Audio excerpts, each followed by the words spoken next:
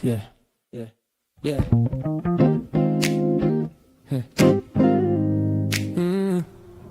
Yeah, it's percolating. Good morning. Yeah.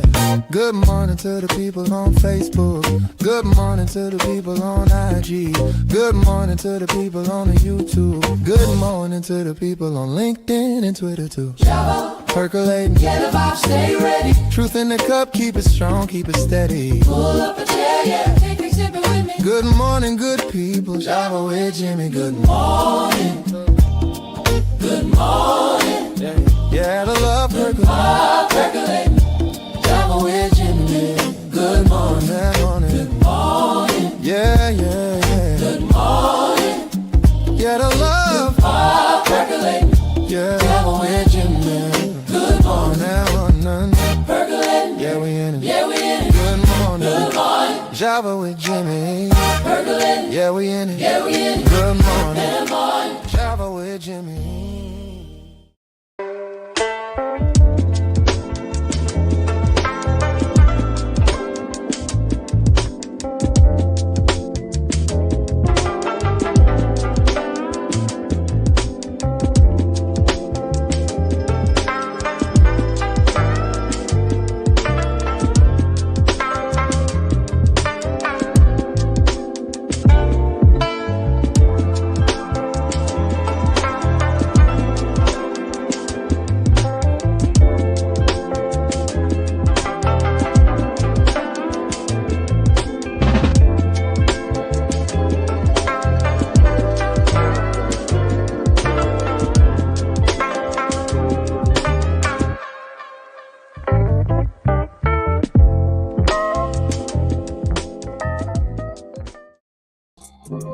Good morning.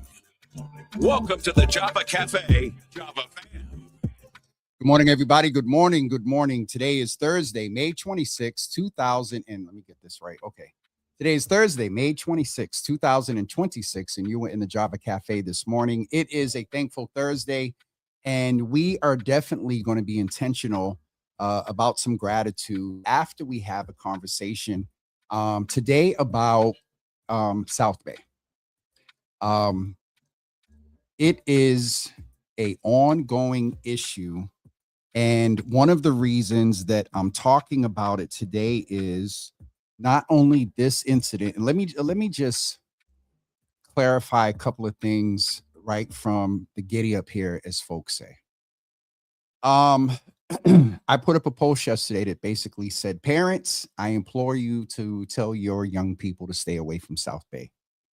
And I was not clear fully in the context of that post. That post was about the safety of our young people. And yes, law enforcement, we don't want anyone getting hurt. That post was mainly about the safety of our young people in the context of a post George Floyd police reform period where a lot of law enforcement felt pressured, stressed out to not, employ certain behaviors that are inequitable and were against our civil rights. And that creates an interesting climate, along with where we are with the removal of DEI, everything that comes with that around racism. All politics are local. Let's bring things back to Boston. Boston's police department was founded for the purpose of returning slaves. So let's just be clear about that historical context. Over the years, has community policing had intervals of being okay, still room for improvement, and then in a lot of cases, a huge lack of what they call community policing? I would say engagement with the police, because community policing still has this, policing. The job is to protect and serve. Yes. So to bring things present, our city is currently in a huge divide. From city council to South Boston and Dorchester, but we'll talk about that later. we are aware of the death of Mr. Stevenson King, who, and I say allegedly, and this is not to disrespect the woman and not hold space for her pain, her trauma, and her hurt. Brother Anthony or Brother Tony, my former barber, 6 days late, but was on a post talking about, he didn't say this exactly, but naming allegedly for Mr. Stevenson, who isn't here to be proven guilty, is a lot of the context to where I say allegedly in a very just fact of the matter in the system. Not always the experience of those that look like me, but you are innocent until proven guilty. And so we are, as a city, definitely divided around support for Nicholas O'Malley, who killed Stevenson King. We're going to say both their names, two different contexts, but both their names. From the over $500,000 that was raised for Officer O'Malley, to a lot of the conversation that is going on about footage of the body cam. I've shared my perspective on that a couple of times. Go back and watch a couple of days back this week, where I talked about integrity of the case, the politics of the DA being up for re-election this year. There's just so much. So in the climate of everything that I just stated, my concern for the post that I put up in this conversation that is very active on Facebook right now is centered in the fact of, for example, last week there was a firearm of a MBTA police officer that was discharged during a scuffle with the young man that had a knife trying to hurt people and stab the tire buses. Here's the thing, to bring things back to my point this morning. Per a report that I saw that was sent to me by the Real Boston Media, and I read this somewhere else, and I just want to read an excerpt from it to tell you why I am concerned the way I'm concerned about our young people. Long story short, they was at Panera, as some people have said, doing behaviors that teenagers do. And I've often said that some of the behavior of teenagers is normal. That's what teenagers do. However, here's some context for my concern. The suspect's actions led to chaos erupting among the rest of the group, resulting in flipped tables, screaming, and fighting with officers. The suspects, I'm going to say the young people. The young people refused to comply with the officers' commands to place their hands behind their back, with one young person shoving and kicking officers, while another threw a table at officers. Two other young people were placed under arrest without further incident. 14 to 17 years old. We'll get into the debate of it starting at home and also a municipal, county, to some extent, and state responsibility based on grants that they get from the federal government, grants that the city gets from the state, and grants that are requests that are put out that name the numbers of young people and the programs that are going on to get funded. We'll get to that. I don't have a pen. So yes, I do. I have a pen and a piece of paper. So I'm going to give myself some notes. I have some notes, but I didn't bring them up on the system. We need to talk about the audit. So I'm about to finish up the problem in a minute, and I want to engage with you all based on some of the comments that I've seen. Someone hit me up in my inbox today and said, Jimmy, you ask a lot of intriguing, timely, and provocative questions. What are you doing with the data? And I had to say to him that in this space, nothing of the data is new. I'll tell you all about that later. Okay, so finalizing my concern, and then we'll close out with what the overall macro issue is when it comes to youth development and public safety. A few months ago, a year, maybe a couple of years ago, I saw on the Real Boston Media's page footage of young people. Project Baby Jones, what's up, Barnes? Yo, good to see you. That's one of my guys over there, and it's so appropriate that he's in on today's conversation. We're talking about South Bay, bro, and the young people and what's going on down there, and services and all that other stuff that we've talked about over almost a decade now. The scuffling, the age of the young people, my understanding, it was more females than it was male. I will own, I'm 54 and I'm old school.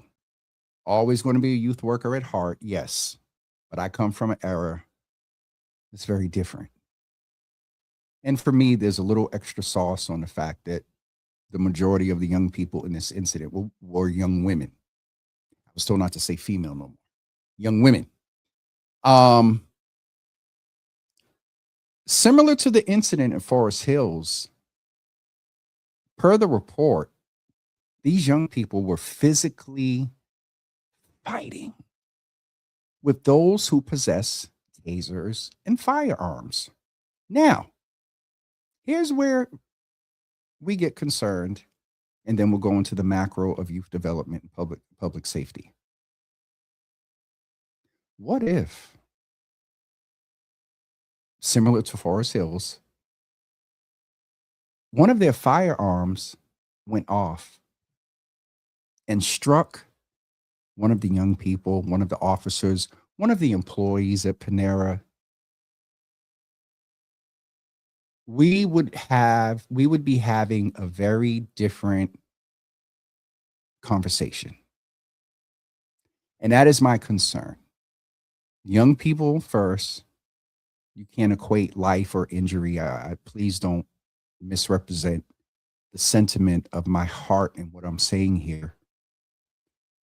I am very concerned about our young people. So, generally, over the past few years, there have been a lot of changes to the way the city used to and is now responding to proactive and prevention type programming, specifically in the form of the ending of street workers. And I will say this as comprehensively and chronologically as I can. I will also level set that I have been vocal and as a former activist in this space for over a decade. So I've engaged with different administrations, different people in offices, and so anyway. Originally, the street workers were going to, I believe, end in the spring, I think it was, of 22, when I told the administration, absolutely not. The program is not perfect. Sister Talia, Brother Isaac at the time, and hadn't transitioned to the Black Men and Boys Commission yet, I believe.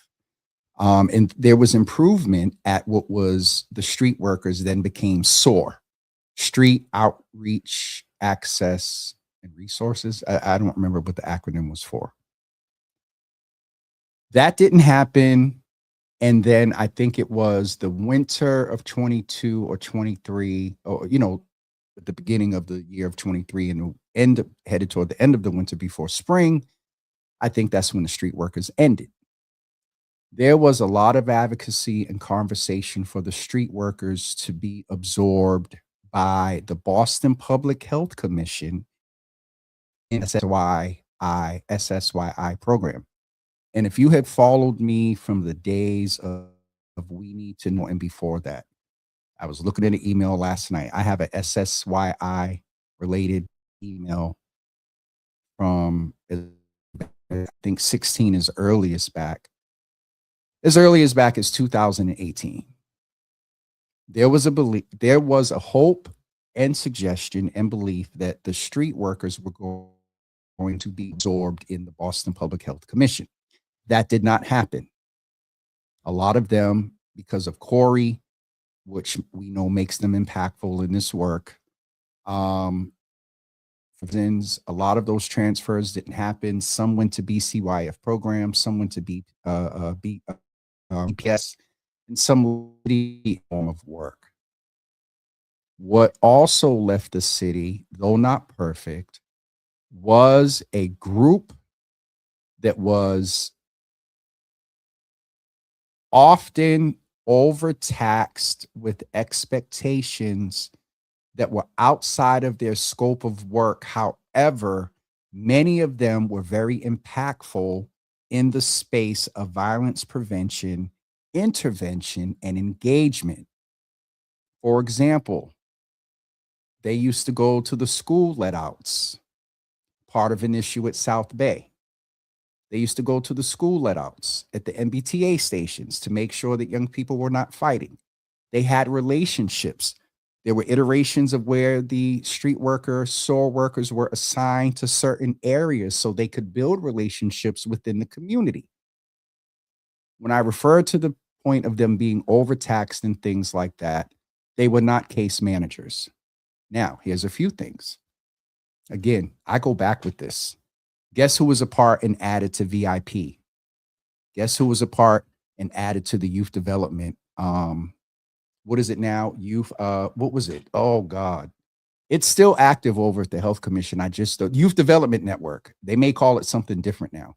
When I was with Mayor Menino's office, Judith Curlin put both of those proposals before me and asked for my input for VIP and Youth Development Network. I'm not what do you call it? Boasting. I'm giving context because I'm clear on where I'm going. I'm about to wrap this up so we can get to suggestions. I'm not in the comments yet. So the Youth Development Network in its original design was supposed to be a step up for street workers that were burning out, that were reporting the shooting scenes and traumatized. This was a professional, supposedly was supposed to be a professional career path for street workers to move up. And with their moving up, some of their tasks was supposed to be case management. Now, this is just Youth Development Network. And at that time, they were street workers. That was supposed to be a career path. And also a benefit would have been certain street workers with certain young people would have had the ability to pass up certain young people. Now, along with, at that time, which was still active, SSYI. A gap was left. And so here we are with that gap being left. The last thing that I will say is it is apparent that the city of Boston is not equipped, and for many reasons. There was a lot of issues. If some of you all remember Street Safe, the reason Street Safe came into play, thanks to Robert Lewis and the funding with the Boston Foundation, was because the city was fighting with the union around working hours. You know, sometimes as a youth worker and a street worker, you're going to get a call 10 o'clock at night, 2 a.m. in the morning. There's a shooting, overtime, restrictions, you know, union rightful. I'm not against no unions. I'm for unions and all that. But the flexibility that was needed for street workers was a limitation. And therefore, when Robert Lewis left the city of Boston, he went over to BCY, to the Boston Foundation, and then we had Street Safe. Then they lost funding. Street Safe came back to the city, and I don't remember if they had the flexibility or not. I think they had to fold into the city sort of system. Was it Marty? It wasn't Menino. I think it was Marty that ensured that all of most of the Street Safe folks did not get laid off. A lot of their work was absorbed into street workers, which turned to SOAR. So here's where the overall issue is in getting into the debate. And then give me, I don't know why, I thought I wiped my glasses. It's 10:22. Give me about 3 minutes, and then we're going to get into comments and solutions. The city is not equipped And does it necessarily have to be now that we don't have the street workers? We still have SSYI workers, and that SSYI thing, I just don't understand why we can never. Mark Scott came on in 22 or 23 and really gave a comprehensive overview. That was the only time that we really got a good peer into what SSYI is safe summer safety youth initiative. It may be, or safe streets youth initiative. You would think I would know the acronym after all and I always mess up. I always mess it up. Similar to words, y'all. So anyway, there's SSYI that my understanding primarily deals with those that either by report of arrest and or if they have been shot and hospitalized through, I believe, some of the collaboration with the good brother Rusty, Violence at the Prevention Program over at BMC. They case manage and do referrals out for folks for services. And so those elements are there. When it comes to this proactive, and now we're getting into the solutions, maybe the city needs to so the city may need to redirect funding to proven agencies. Janky Java, Donna Williams Bowen brought this up on my point about an audit. And I've been saying the audit piece. So let me just say one good thing is Thankful Thursday. One good thing that has come out of the years of advocacy in this space was last May. Mayor Wu, along with a lot of advocacy, basically put all of this type of violence prevention, intimate partner, youth and gun, all violence prevention intervention programming, and her advisor for this public community safety moved over to the Boston Public Health Commission post over a decade ago, where Mayor Menino, through the work of Dr. Deborah Pethel Stith, talked about trauma and stuff being a public health issue where we are today. Trauma and all of that wasn't always in a treatment but the perspective of government used to be law enforcement. I was with Mayor Menino when it switched to public health. So they need to do an audit for any and every city department that gives money to programs that say in their mission or in their grant that they do violence prevention and community engagement, to see how effective they are. My point I was making before is this is nothing that I'm saying today is new, and at minimum, different administrations, different people in these positions. We've said this before. In this latest iteration, we've said it to Dr. Yablo. We've said it to the mayor here live. There needs to be an audit of those programs. Talk to the people that they say they serve.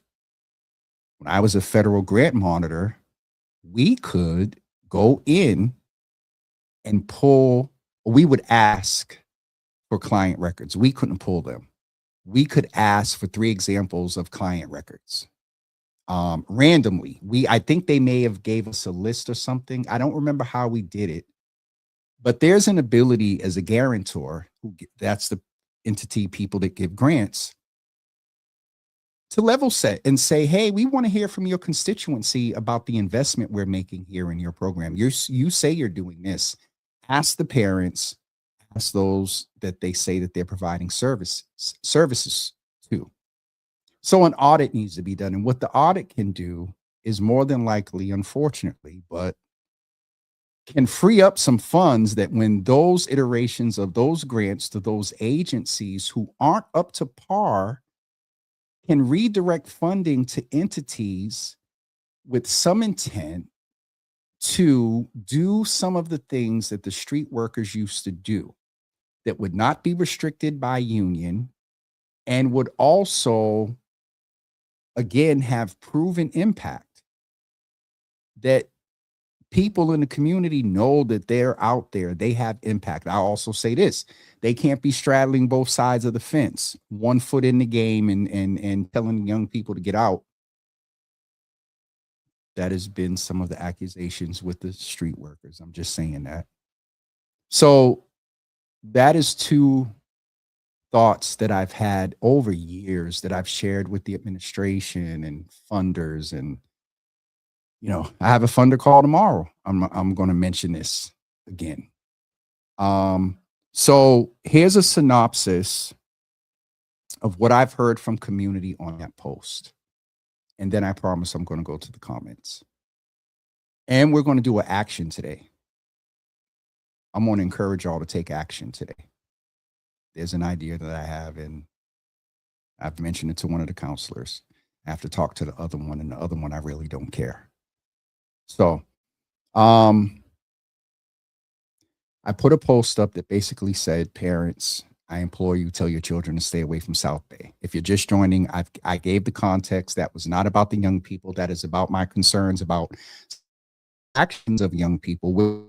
It could lead potentially to an injury or, at worst, they're not being here no more.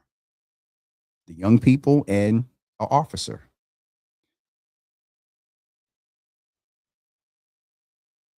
The debate of it starts at home with some second tier community leader, auntie, uncle, neighbor responsibility. It's been minimum in this thread. All the way up to the city needs to, and funding. It's both in. My unsolicited, in my humble, experienced opinion. Former youth worker, worked in policy at the federal, state, and local level. And I'm an old head. There's nothing new under the sun. I will say this, because some of the commentary is, oh, Jimmy, this is the same behavior that we were doing when we were teens. That part is true. However, we were not teens that have went through COVID. We are not teens that have been dealing into Brother JL or Frederick, as he says on here, to his point about all of the epidemics that we go through as a Black people, as a community, dealing with poverty, dealing with the unjust legal system. All of that is valid. But there's a different energy with this generation. And people may have said it about us. But what I will say, as much as we acted up at Corner Mall, as much as we would take an hour or more to go on the bus out to the Watertown, there was Watertown Mall, and then there was Arsenal Mall, if you know right. To the Arsenal Mall, Cambridge Side Galleria, Braintree, y'all. There's incidents every now and then at Braintree. I don't remember hearing or seeing reports where young people were fighting and throwing tables at police, and coupled with two things in this national climate and with the local energy around law enforcement's response to District Attorney Kevin Hayden charging Officer Nicholas O'Malley with the death of Stevenson King. There's a lot of factors that played into what's going on. So that's my synopsis of what's in the comments on that post. Is from the start at home to parent. I know one parent that and they're in this work, and they worked and asked, and I sent a few emails and therapy and therapists and everything. And the boy didn't really get serviced until he got deep in DYS, getting the services he needs now, but he had to be custody handed over to the Department of Youth Services. I get all the points in the comments that systemic constraints, some by design, systemic intention, not just constraints, but intention to keep our community, poverty and all that is real. And so here's where I am for some action as we get ready to wrap up. I am encouraging everyone to make 3 phone calls. or one phone call. And it could be very simple. Call 311, and you can start off with one of these three counselors. Counselor Julia Mejia, who is over education. One thing that I did not talk about is a particular issue in South Bay is there is a middle school. I think it's Roxbury Prep. There's a middle school there. There's also a state issue here because Stephanie brought up the fact that the MBTA and all that comes with Mass and Cass, people were bringing up this issue about New Market Square and the school going over there 3-4 years ago, y'all. And here we are. The reason I say call City Councilor Julie McCall 311 and ask to be transferred, starting with this one, and then whoever you start with, when you finish with them, ask them to transfer you to the other one, and then ask them to transfer you to this other one. You can call 1, 2, or 3. But I'm encouraging us. I don't do activism as much anymore, and I've been told that I can't own some of the actions, but this one is simple. We've done things like this before. I am encouraging everyone to post and and I'll eventually post, and share and get other people to do it. So these are the 3 people that need to be contacted for the purpose of, okay, let me just say who it is first, and then I'll talk about the idea. Well, I maybe have to do the idea first because you have to know why you're calling them. So the 3 counselors that need to be called and why. City Councilor at large, Julia Mejia, who is very vocal and active and has a history in parent advocacy. I talked to her and she wants to support the parental support part of this, not just a hearing, but the ongoing work, accountability with entities within the city where she can ask about funding and an audit too, that are funded to do father-friendly, family companion, family, reunification. That's morely a state type of thing. So City Councilor Julie Mejia, because of education, and though South Bay is a face of, as of that incident the other day right now, there is a whole overall youth development and public safety conversation that needs to take place. Youth development cannot be talked about without education. City Councilor Julie Mejia is the committee lead for education. Also, City Councilor Henry Santana, who is the City Council committee lead for public safety, to keep an eye, hear from parents, hear from young people about their engagement with police, without negating that all of us have room for improvement of our behavior. All of us, not just young people. City Councilor Henry Santana, from a public safety perspective. Last one is Erin Murphy, because she oversees, it's health and human services, but it's like women, children, and families or something like that, which is typically, and I think that was the name of the committee when now Congresswoman Ayanna Pressley had it. And so I'm encouraging everyone to call those 3 counselors, and here's what I'm asking you to do. The 3 of them, before the hearing, side note, here is my issue with hearings, along with the timing and along with the process. Most of these hearings, I testified at every single hearing. City Councilor at that time, Ayanna Pressley, did under that committee about trauma. Everyone. I never missed one. When did she get elected? I think the year when I got back to Boston and I was hiding. Shout out, as of yesterday, y'all, I've been back in Boston for 11 years from my little short stint in Manhattan and Brooklyn when I thought I was leaving Boston for 5 years. Anyway, there needs to be a hearing, yes. My issue with the hearings is so the city councilors are at City Hall. Most of the department heads, most of the heads that oversee departments are in City Hall. So, cabinet head level may want to bring a department person physically or on a Zoom. a lot of the beginning of the hearings don't need to be that way because y'all can have those conversations away. I know hearings, put things on record and inquiries through, the public meeting notice and by charter, you can do this, especially around the budget. But cutting down that time and getting the questions that the city councilors ask in that hearing that takes up so much, and the city testifying to the councilors that takes up so much time, do that offline.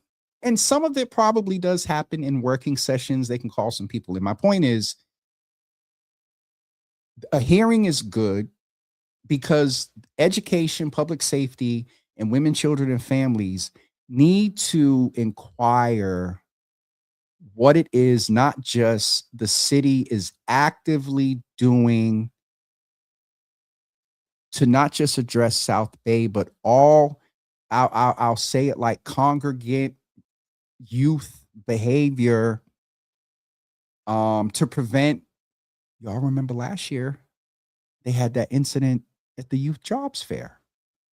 And a lot of people didn't understand why there weren't other staff. And it was the same conversation about parents, and parents should have went with the children. And I find myself asking the same question I asked the mayor about Mass and Cass. This is cyclical.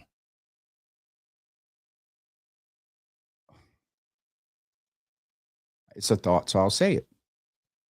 Sadly, what my fear is, will the off ramp be that one of our young people gets severely hurt or not with us anymore? Then reactively, we up as we should. We express our pain and our passion. Let me reframe that, as words matter. We express our pain and our passion. There's always this note of Monday. Some people call it Monday morning quarterbacking, or the what ifs and could haves that we could have done. So this is my suggestion. Call one of the three or all three and ask for a joint hearing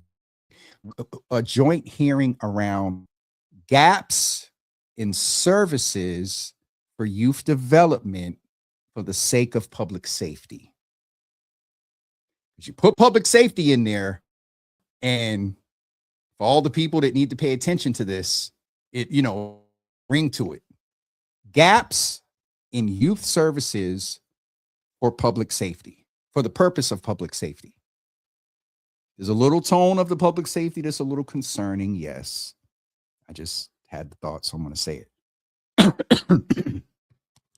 That's my thankful shot of Java this morning around South Bay. So we're going to take a quick commercial break and come back and delve into some commentary, and we'll get ready to go for the weekend. We'll be back with you in just a couple of seconds. Know Better, Live Better is a community-centered campaign connecting people of color to HIV prevention, testing, treatment, and sexual health care without judgment and without pressure. Right here in our community. And there are many other sites ready to support you too. Because care should meet you where you are, and knowledge should feel empowering. Visit lesbiegayurbanfoundation.org/live better to see all care sites and get connected.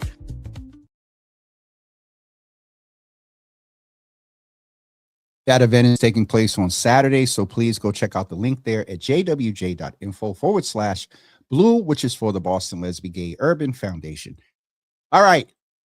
There's 130 comments in here.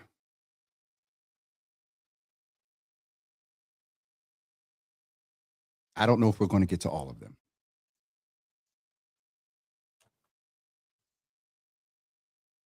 It's my first time going in.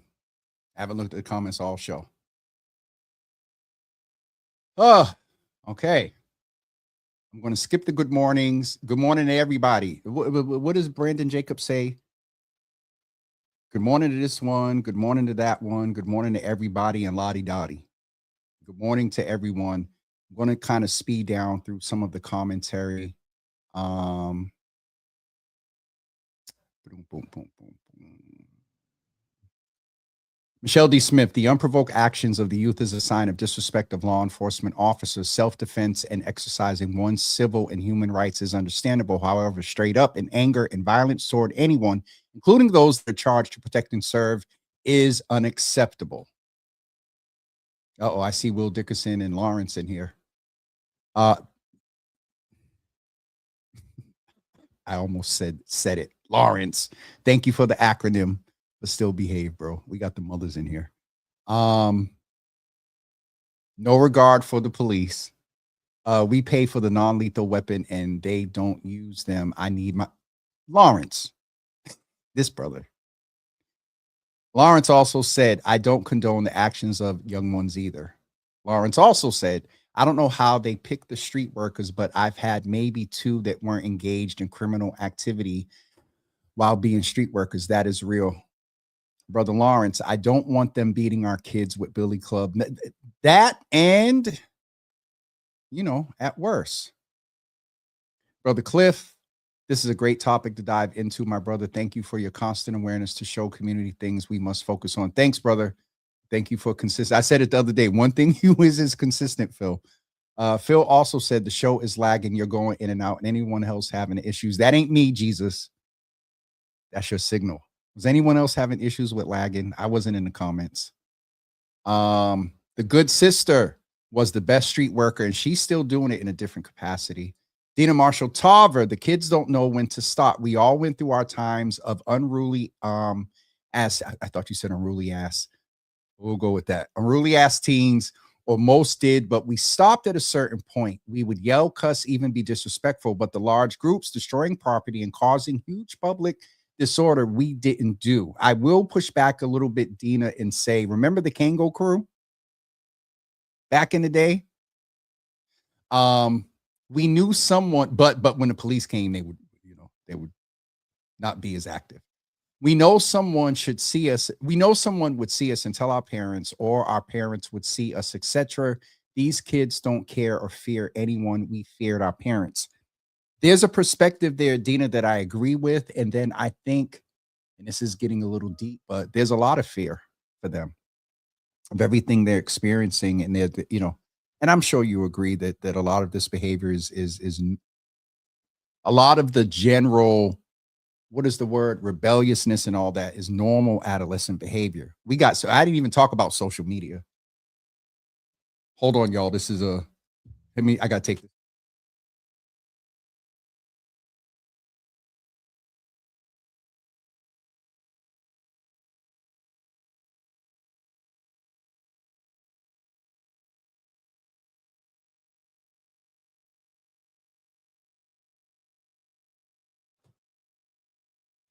That was one of them official phone calls.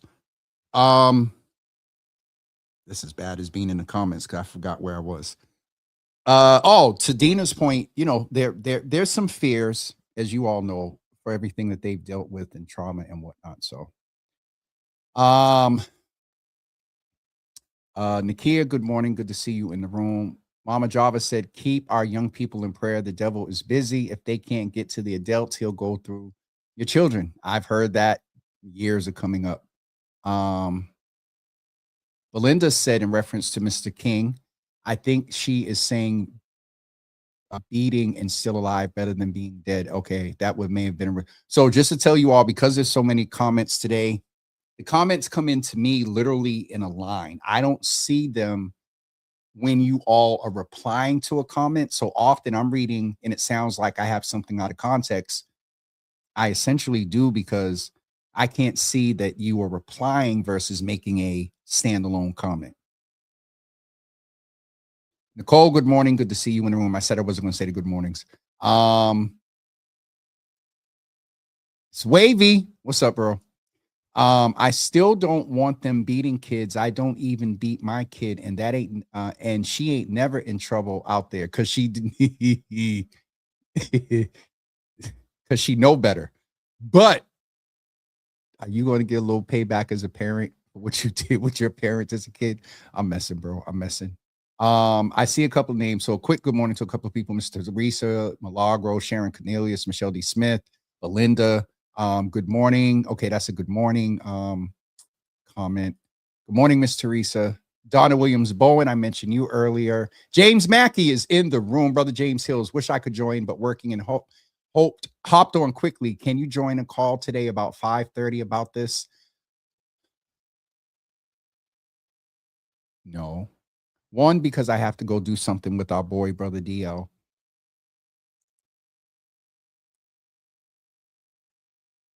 Well, I'll sidebar with you, James, because there's a frustration and exhaustion that, and then at the end of the day, the city has bought in white men that ain't grew up in Boston and pay them. I'm not saying, James, that this was a city of Boston thing, but James, you know where this energy is coming from. But I'll reach out after the show. Miss Teresa, thank you. Safe and success. I was all off.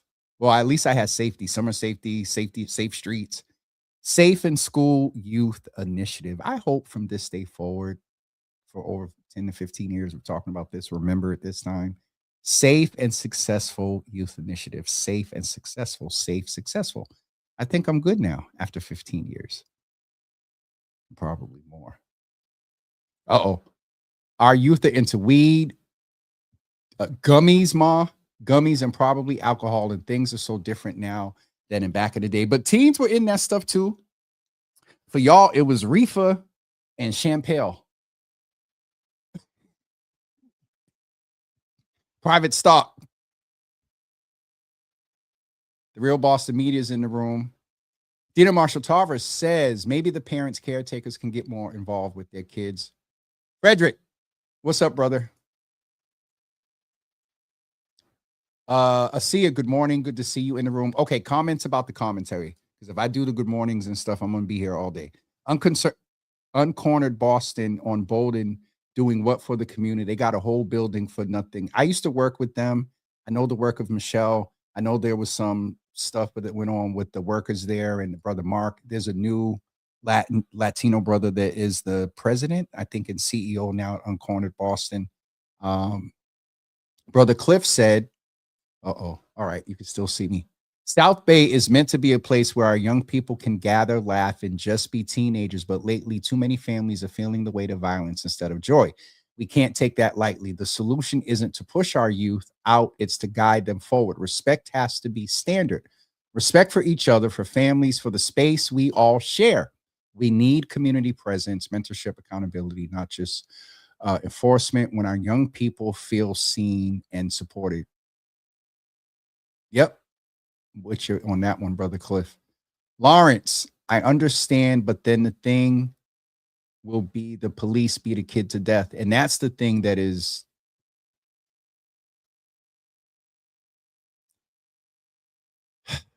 that is for years. Iterations of this engagement with young people and police have come up off and on. And that is the one that just,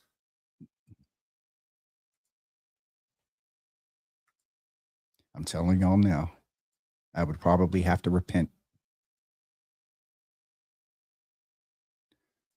Lawrence, for sure, I know that's anecdotal to me, but I just don't want to give the police the right to beat the sugar out of kids. The police don't always have the best interests of our kids. I don't trust them with that. There's a lot. And again, this nothing. I used to run a program called Youth and Police in Partnership. Are they still around? Let me just tell y'all this. I was and I have not done this.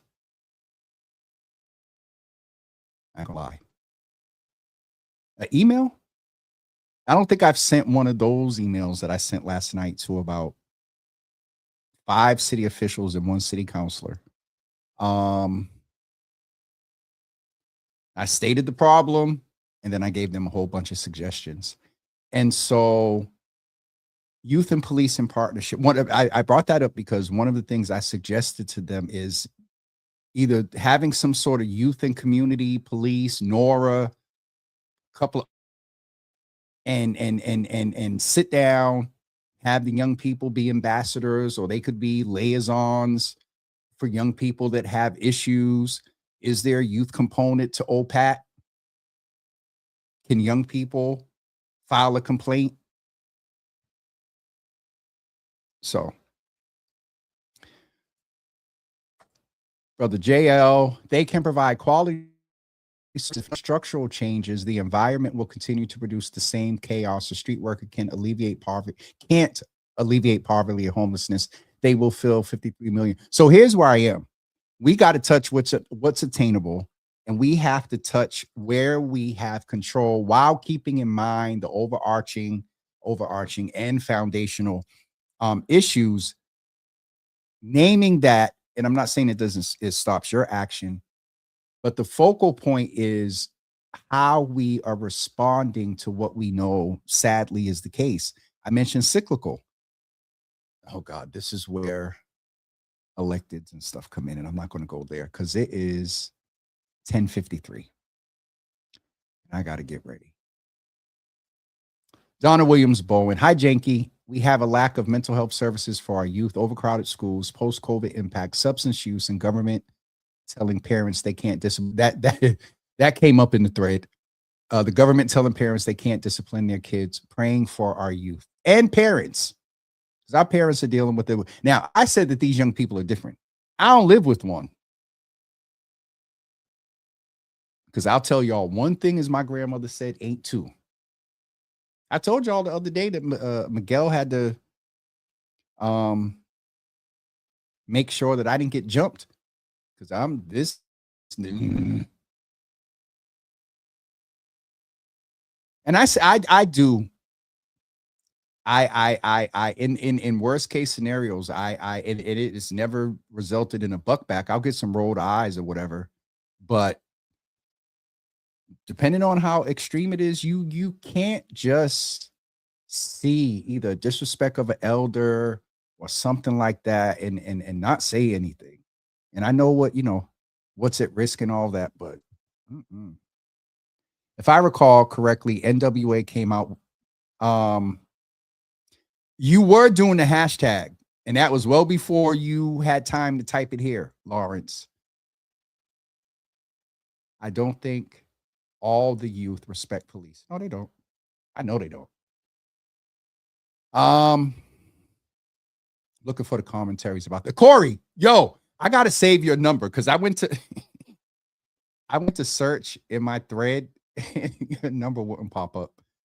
I'm gonna say this and I will go back to minding my business. When kids are doing the most at South Bay on Sundays 3 years ago, we started 617 Sundays. Hearing anything about kids at South Bay on Sundays anymore? Nope. The effort must be collective. Corey, what did you want? Corey can attest to y'all that I sent the email to some city officials last night. Corey, I forgot you. That's why I was calling you this morning. Some of us can't bear this burden. We are all doing presumably what we can and all we are resourced for and are punching well above our weight. We need less talking about more doing, and more people doing the talking should be doing more doing. And so that there's a couple of things to unpack there, Corey, and I'll start with the last part. While community and all of us from a humanity, village, tribe, auntie, uncle, neighbor, energy, and give back, volunteer, and do things, to the balance of that, a lot of the conversation around this subject is, and I'm saying this because of how I interpreted the last part of that, is that there are people paid to do this. There are programs that are funded. There are positions like yours who are active, and I mean, we see a lot of the stuff, the college fairs, all the fairs and all the other stuff, and the basketball, the computer programs, and all the other stuff. And as you said, it's a collaborative effort. So I'll work my way up your comment. It is a collaborative effort. And as you saw last night, that's why I had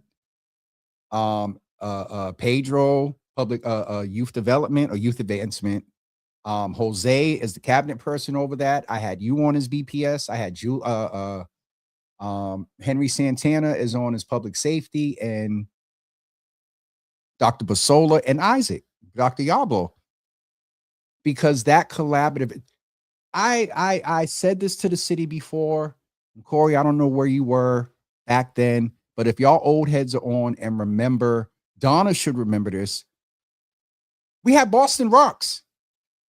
Mayor Menino said any and everybody in the city that has any money that's been dedicated to summer programming, outings, parks, falls under one umbrella of Boston Rocks. Then we had an iteration of where, and I had a concern with this because it was only B stuff, BHA, BCYF, and Boston Public Schools. You had the hubs where, for example, Franklin Field, at that time, the Perkins, and then Codman, and it was libraries too, Codman Square Library. And then a school over there, well, was the Perkins, and BCYF is the school. And then you had the, Franklin Field, a BHA property. There's always with Boston, there's always that concentration on the B's, BHA, and we got some young people outside of the B's. So how did I get here? Whose comment was I responding to? Brother Corey. So that collaborative effort of the mayor putting her foot down, putting Isaac over it, with some support from Pedro, and any and everything this summer has to go, anything that has to do with summer, youth, and violence prevention has to go through Isaac's shop. I'm sure Corey and Isaac work together. All of that under one umbrella, BPS, BCYF, BPL, BHA, outside, and not just the B's, as I said. All right, Corey, good to see you in the room. And Corey, text me, and then I'll probably, and it's not, if y'all knew how many people for me to contact them, I have to remember a word in our thread and then go through see all and then go and make sure. So y'all pray for me. Evelyn, what's up, sis? Good to see you in the room. Dina Marshall Tarver, too many try to be cool with their kids and not a parent. I've heard this commentary before too, and if as a youth worker, I've seen it.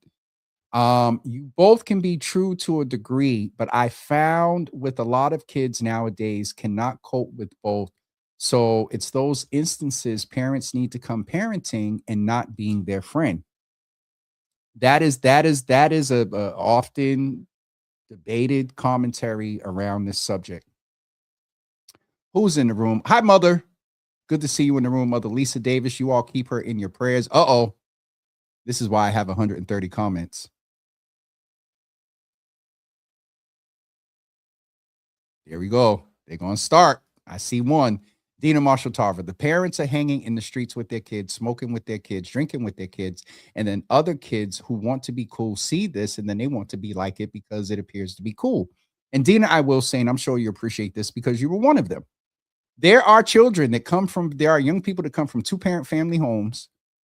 And I say that because it came up in the commentary. And also this, I am a product of a single Black mother. I haven't always done everything well, neither has she. So we got to also not dump and automatically assume that there may be some interesting numbers of young people involved in some of this behavior, not just Black, but don't all presume that they're raised by single mothers, and don't presume that that single mother is not doing everything in her power. That's a balance to its home. Because there's some parents that I know for sure that have exhausted ass. I've sent emails, I've sent texts and phone calls. So, all right. Domingo, focus, solutions. The city said that they're doing great when it comes to our youth. Okay, we know that. But what solutions you got? Speaking of solutions, if you're just joining, I have encouraged everybody into an action today, and I'll repeat it again. I'll probably post about it. I know if I post about it, I'm probably going to get phone calls. Call 311 and ask to be transferred to one of three counselors. And after you speak to the first one, ask to be transferred to the second one. And after you speak to the second one, ask to be transferred to the third one by those offices. Call 311, and you're going to reach out to either Julia Mejia, education. Henry Santana, public safety, and Erin Murphy, women, children, and families.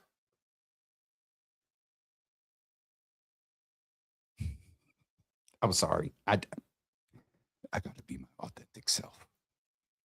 Call one of them three. And what you're asking is for a hearing on the gaps in youth services for the purpose of public safety. The gaps in youth services for the purpose of public safety. And that hearing needs to take place well before May. I spoke at it last year. I've attended a couple. I've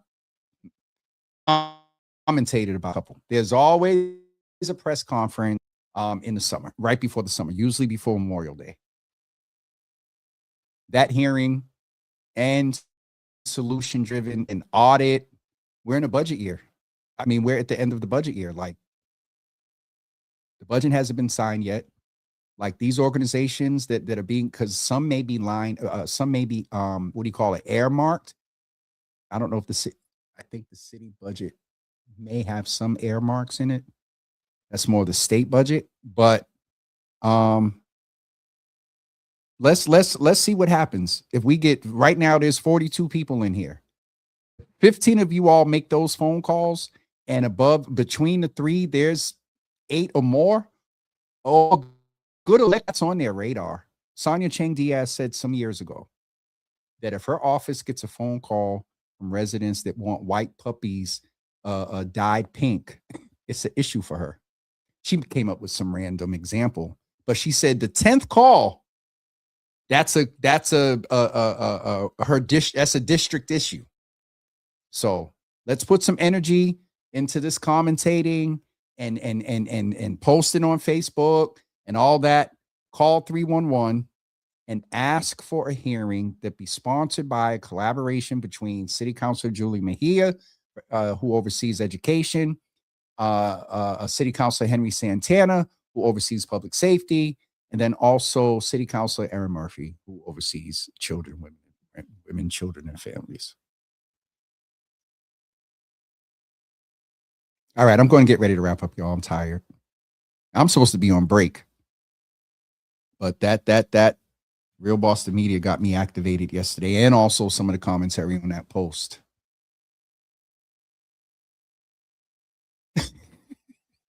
I had to take that phone call, Donna. I'm sorry. Sarita, who is a BPS teacher, can speak to some of this. What is she saying this morning? Where is the forum with our young? I alluded to one with the police, but this is from where we come. Teen Empowerment had the peace conference. Mayor's Youth Summit was a little different.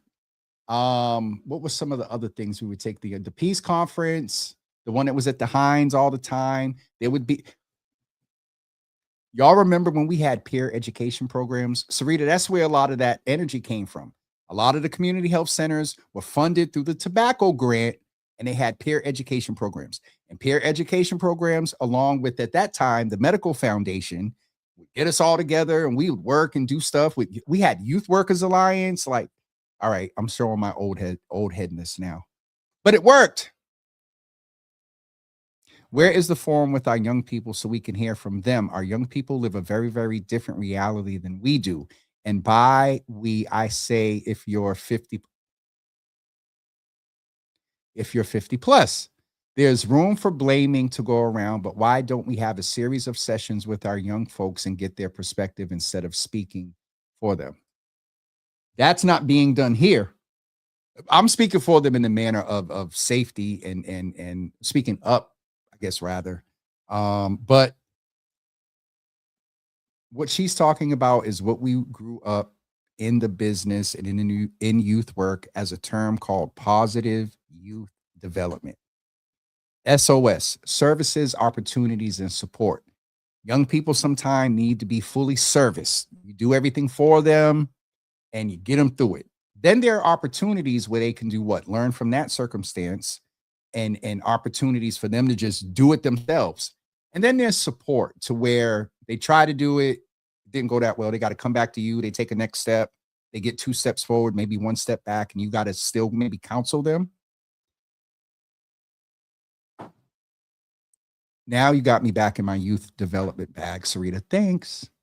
I there's some things that just had worked, and through funding cuts, teenage pregnancy goes down, they take the money away from that. Young people aren't smoking as much anymore. They take, the state and the smoking money is unrestricted money. And I think that was a Philip Morris, that big old settlement that the states got. I don't know if that money's still around, but Governor Jane Swift changed a lot of that funding, and the peer education programs got defunded and disappeared. Frederick, everyone should read through Pack Experiment by Bruce Alexander. Is there a link, brother? Put that in there for us, please. Truth from Michelle D. Smith. They don't respect the police, given internal anger regarding being affected by police brutality in their communities, in some cases via the influence of songs like NWA. So, Michelle D. Smith, to your point, along with what I said with the epidemics, a lot of these teenagers now were watching the news when we were out marching against the police post George Floyd. All of this stuff, from the systemic stuff that Frederick talks about, and COVID and all of this stuff, the plight of the parents, all of this stuff has to be considered. And so who's over 8? That's Brother Marcel. All of this stuff has to be considered when it comes to how, to Corey's point, yes, the city entities, but then a lot of these agencies that get funding out here, not just from the city, but there are agencies that get private funding that use our plight in their grants and in their donation pleas and in their capital campaigns. And then what? So, all right. Am I almost done? Because I'm tired. Brother Charles, peace and blessings. I hope this message finds you in the best of health and spirit. Our youth are truly our future, and we can guide, listen, and learn from them. Let's start always passing the torch lit and bright to them, instead of them starting for. Brother Charles, that's a whole nother Zoom.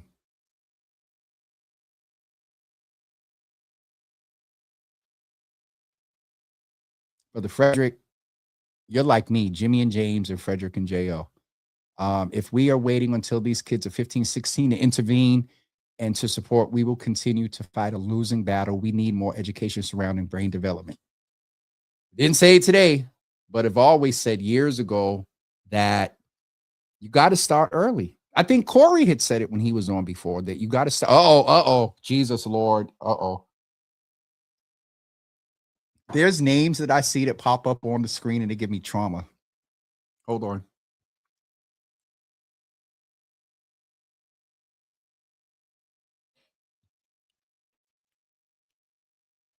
Same old story, almost 5 million place budget in 2025, while 10% of that would fund summer and year-round youth jobs and community. Calvin is from the same school, youth worker, policy person, was in City Hall. I think we crossed over a little bit before I was, or maybe crossed over too, but comes from Chuck Turner's office. I'll leave that right there. And Calvin is a youth worker at heart as well. Came up as a peer, all that back in the day. Oh, he's talking about the police budget specifically. Did y'all see that article that came out with the top paid people? This goes to the point that I brought up on Spark FM the other day about a lot of our, when Mayor Wu was city councilor, and somewhat when Mayor too, about around police reform. Part of that is the budget. So, Dina, I think to Frederick's point, it starts at birth. Oh, I'm tired. That's too late at times. We need him. Wait. So, Frederick, for me, again, I told y'all I can't see replies versus comments. So this is what I see. In order, Dina said it starts at birth. The very next thing I see is that's too late at times. I was getting ready to say, huh? Well, where are we starting? We need investments in 0 to 3, or so y'all saying the same thing. investments in 0 to 3, early education, kids are in kindergarten, dysregulated, violent, and more. I've seen it with my own eyes. Pastor Sharon Cornelius, our MBTA buses, the elder, handicapped, and the youth look elder and handicapped as if they're crazy for needing the seat, and or the young girls think the handicapped elder seat is for the Sharon, I'm not making light. I can just hear you saying this, and yeah, definitely a valid point. We in the young people and elders are those are the two that can spark a brother up. Let's bring them together in a forum. To Sarita's point, let's bring them together in a forum. Ask them, what is the solution? How can we help? Let's find out why they're acting up. My first thought in reading that, though Sarita made the point, was if we do that, we need to have a 1 to 4 trauma counselor therapist ratio in that room with them young people. Do y'all really want to hear from the young people and what they're really dealing with? Do we really want to hear what happens when they go home and shut their door? Do they really want to hear about the uncle? Do we want to hear about the uncle and the auntie that are, creeping? Do we really? And are we prepared? Thought in real time. I'm going to push back a little bit on the forum, because what good will it do to bring them together in a forum and not have at least a skeleton? Because I get the point of youth development, but they don't have the resources. They don't make the decisions. So y'all will see me process in real time. We need the youth voice, but we need youth services and resources. Impactful, youth informed, youth driven, proven impact. But to my point about bringing young people together in a forum type town hall setting, y'all better be ready, because what's going to come up when these do the JL, am I lying? Calvin, am I lying? Is some other youth workers in here? All right, folks, I got a headache. And I got to be ready we'll go till 11:30. Nisi said, I'm not your friend, I'm your mother. A child can be born with the brain stuck in survival mode. I mean, that goes to the point of our DNA. What was her name? The young woman from Harvard Street that was on talking about the DNA, and we talk about it all the time. The DNA, Phoenix Fire and I talked about it in her show the other day. Our DNA carrying our trauma and everything like that. Again, I keep reminding y'all, post-COVID, and I'm saying post-COVID with the impact on young people, we can't forget that there was an impact on their parents financially, mentally. Brother Charles, if I'm honored to have this dude in here, because he's a trailblazer. Him and Brother Bruce Wall. I just had an idea. Him and Brother Bruce Wall in this space. And ask for a track. And all right, y'all are definitely having a conversation in here. Miss Teresa said it has got to be the parents. We grew up in Franklin Hill and there was lots of crap happening, but one thing we knew was my mother better not get a phone call about any of us. With my knee, my mom wasn't playing with us. Michelle D. Smith said, as a lifelong education coach mentor, I'd be more than glad to share from the extensive resources I know about. Invest in Black maternal health. Absolutely. Milagro, problem with kids now is that for some kids raise kids, and that doesn't always work out. If the parents are still children, how can they teach children a certain way? And there's something else I'm going to say here that I've introduced as a theory, and I've tried to frame the second one differently. The first one is that we are dealing, to some respect, with what I call the grandchildren and maybe great-grandchildren, on how you look at it, of two things: the spike in teen pregnancy in the 80s and 90s, and also a lot of our parents now that have teenage children were not raised by their parents because they were dealing with the impact and the epidemic of crack. And they were raised by a lot of them were raised by their grandparents that at 50 and 60 years old didn't have the wherewithal to parent in a manner that their parent would had they not been impacted by that. So, as I said, this stuff is cyclical, it's generational, it's system constraints, it's all of that. The thing that I believe that we would do better with is being more aggressive and intentional, because even through all of that, there's always been some element of the village. There's always been some element of aggressive advocacy. So I'm really going to wrap up because now, yeah. There was a time after we left the projects, Murray Ave, I told my kids, some were teens, I don't condone you drinking and smoking, but bring it. So I was going, Ma, I was going to mention that. When my mother found out that I was smoking, my mother allowed me to smoke and stuff in the house because her philosophy was she had rather be in under supervision and know what was up and me not being out there.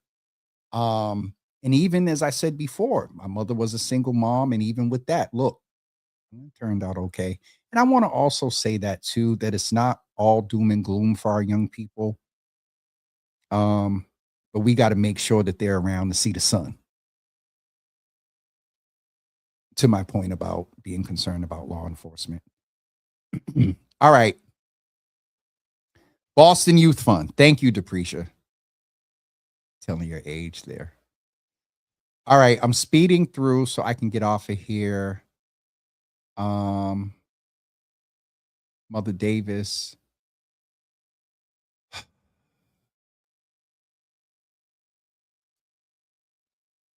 They acting up. That's not a what I well, because JL and I text or commented about this. I believe our young people benefit from us publicly supporting them and saying affirming things about and to them, and even being real about systems. And the way we say that and frame it has an impact on them. Privately, we can call it out, we can cuss, four-letter word, we can down dirty, right, and ratchet. But we just want to be cognizant of how we, and also we got to, I won't get into the whole, these are typed words on social media. We don't hear people's tone of voice and stuff, but we just want to be cognizant, kind of in that vein of knowing what they're dealing with, but giving no room to where they could perceive that we're giving a pass for their response or reaction. I'm not going to be a semantic on words. Lagro's commenting a lot today, not about the, my electronic young lady friend out there. Part of what kids lack now is church, because some parents are working all the time. They don't have time to go themselves, let alone take the kids to service. Others, the parents themselves, don't believe in God, and for one reason or another, so what can they expect from children? So Milagro, I share the same faith, and to some extent have a belief of that in my faith practice, but also open to just faith, period, does help to the point of, and we don't see this no more, youth ministry. Are there still youth ministries? Youth, events and community engagement with young people from churches and whatnot. And so it is also the observation Milagro made about parents working, not having time and taking them. But the Bible says, go ye into all the world. So while people aren't coming in, are people still going out? And then I'll wrap with this because I think I'm at the last. Oh, no, I'm not. was gonna say, I think I'm at the last comment. I'm almost there. Bishop Bragg had a philosophy that said that if New Life Restoration Temple closed its doors and no one missed that church, I'll expand it. Mosque, synagogue, Kingdom Hall. If the community does not miss and does not notice that a church, a mosque, a synagogue, or a hall closes down, there was probably no impact in that community.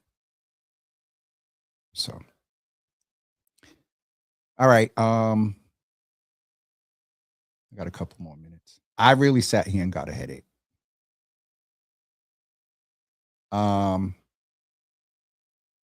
Lawrence said crack over policing. So now people have records and can't take care of their kids the way that they would without the hindrance. Frederick, I'm sure y'all have heard the nature versus nurture. Nurture is not just parenting, it is the whole community, environment, and resources. Yep. As I said earlier, the parents, the second tier, the aunties, uncles, community, and then we shouldn't count on municipal, but where there are gaps in those first two tiers, municipal, write grants and get money to help. So, Jenny, good morning, sis. Good to see you in the room. Frederick, it's not a pass, but it is what it is. If you throw me in fire, don't call me crazy for screaming. I had to quickly remember the content. I'm tired and have a headache. All right. I'm not going to say that to y'all no more.